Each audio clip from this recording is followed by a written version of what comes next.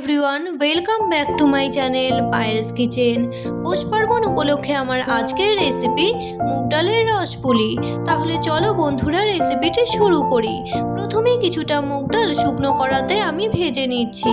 মুগ ডাল ভাজার সময় আমি কিন্তু কনস্ট্যান্টলি নেড়ে নিচ্ছি, নইলে কিন্তু নিচের ডাল পুড়ে যাবে। ডাল ভেজে নেওয়া আমার হয়ে গেছে। এবারে জল দিয়ে ডালটিকে ধুয়ে নিয়ে অল্প একটু নুন এর মধ্যে দিয়ে ডালটিকে ওভেনে বসিয়ে দিচ্ছি সেদ্ধ করার জন্য। ডাল সেদ্ধ করার সময় উপরের এই ফেনাগুলি তুলে আমি ফেলে দিচ্ছি। এখন ডালটি কিন্তু নরম হয়ে গেছে, আবার গলেও যায়নি, আস্তে আস্তেই আছে। এই সময় গ্যাসের ওভেনটিকে অফ করে কিছুটা চালের গুঁড়ো ডালের সাথে ভালো করে মিশিয়ে নিচ্ছি।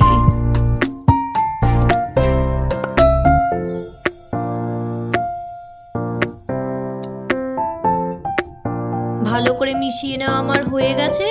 এবারে একটি ভেজা সাদা কাপড় ডালের ওপর ভালো করে দিয়ে নিচ্ছি, যেন ডালটি ওপর থেকে ড্রাই না হয়ে যায়। এখন পুলির জন্য পুরটিকে আমি বানিয়ে নিচ্ছি। কিছুটা কুড়ানো নারকেল, গুড় আর অল্প একটু জল দিয়ে পুরটিকে ভালো করে জাল করে আমি রেডি করে নিচ্ছি।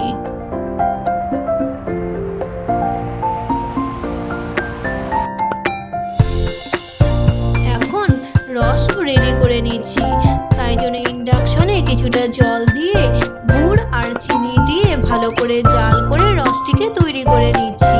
রস জাল করার সময় উপরের এই ফেনাগুলি আমি তুলে কিন্তু ফেলে দিচ্ছি। রসটিকে আমি কিন্তু খুব ঘন রাখিনি, একটু পাতলাই রেখেছি। এবারে মুগ ডালটিকে ভালো করে মেখে নিয়ে লেচি কেটে গোল করে নিচ্ছি।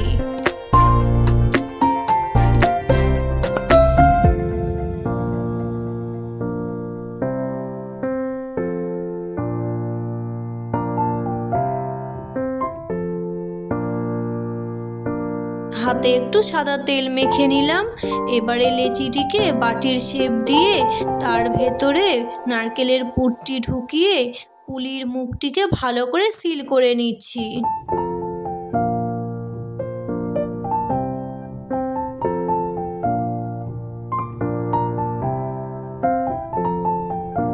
একইভাবে বাকি পুলিগুলিকেও আমি তৈরি করে নিচ্ছি।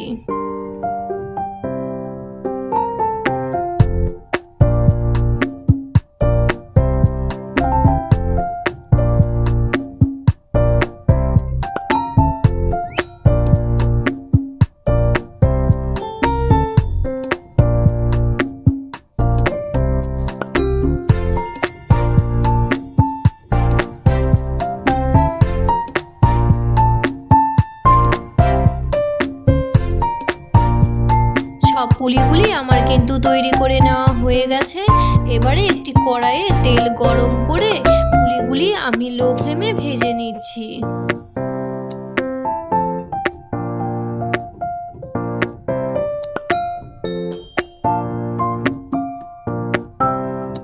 পুলির একদিক হয়ে গেলে পুলিগুলিকে উল্টে পাল্টে আমি ভেজে নিচ্ছি। পুলিগুলি দিয়ে কিন্তু নাড়াচাড়া করা যাবে না, তাহলে কিন্তু পুলি ভেঙে যাবে। পুলিগুলি আমার ভেজে নেওয়া হয়ে গেছে। এবারে গরম রসের মধ্যে পুলিগুলিকে দিয়ে দিচ্ছি। একইভাবে বাকি পুলিগুলিকেও আমি ব্যাচ ওয়াইজ ভেজে নিচ্ছি।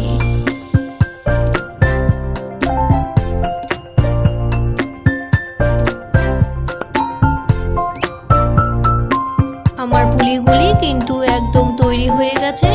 মোটামুটি 15-20 মিনিটের মধ্যে পুলির ভেতর রসও ঢুকে গেছে। পুলিগুলি এখন সার্ভ করার জন্য একদম পারফেক্টলি রেডি। তাহলে বন্ধুরা, আমার আজকের এই রেসিপি তোমাদের কেমন লাগলো অবশ্যই কমেন্ট করে জানিও। ভালো লাগলে লাইক, বন্ধুদের সাথে বেশি করে শেয়ার করো। আর আমার এই রেসিপিটি যদি তোমরা ইউটিউব থেকে দেখে থাকো তাহলে আমার চ্যানেলটিকে সাবস্ক্রাইব করে দিও। ফেসবুক থেকে দেখলে ফলো করে আমার পাশে থেকো। আজকের মতো এই পর্যন্তই, আবারও আসছি নতুন কোনো রেসিপি নিয়ে। ততক্ষণ পর্যন্ত সবাই সুস্থ থেকো ও ভালো থেকো।